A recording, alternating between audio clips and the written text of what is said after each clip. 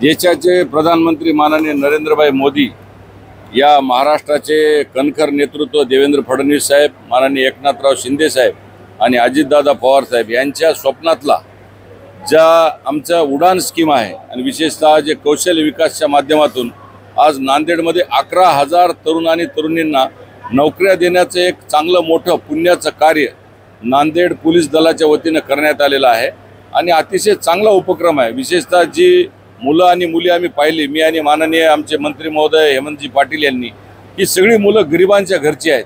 वंचितांच्या, पीडितांच्या, शोषितांच्या घरातल्या लेकरांना नोकऱ्या देण्याचा एक मोठा उपक्रम नांदेड जिल्ह्यातल्या पोलीस दलाने पुणे मुंबईतल्या वेगवेगळ्या कंपन्यांना बोलावून घेऊन आमच्या प्रधानमंत्र्यांचं स्वप्न आज नांदेड जिल्ह्यामध्ये पूर्ण होत आहे।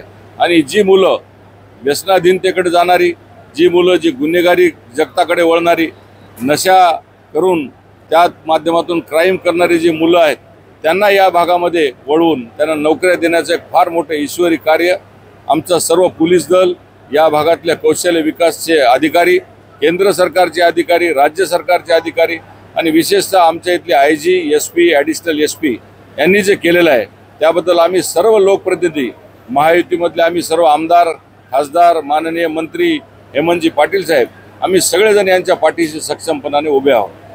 भाऊ, दिवसभर उकाड्यानं हैराण आणि रात्री लोड शेडिंग सारखा त्रास, काळोख पाहायला मिळते। मी स्वतः 10:30 वाजता त्या ठिकाणी गेलो होतो।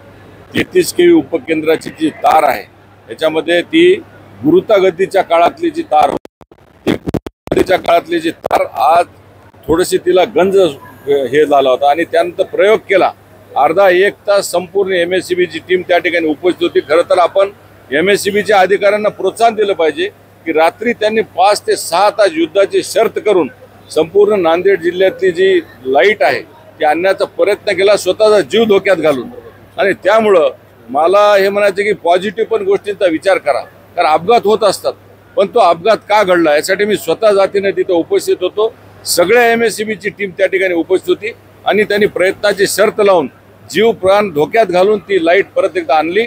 खरं तर त्या MSCBच्या अधिकाऱ्यांचं मी मनापासून आभार व्यक्त करतो। तुम्ही पाहत आहात महाराष्ट्राच्या कुशीतलं GK न्यूज मराठी, सात जनतेची, भूमी महाराष्ट्राची।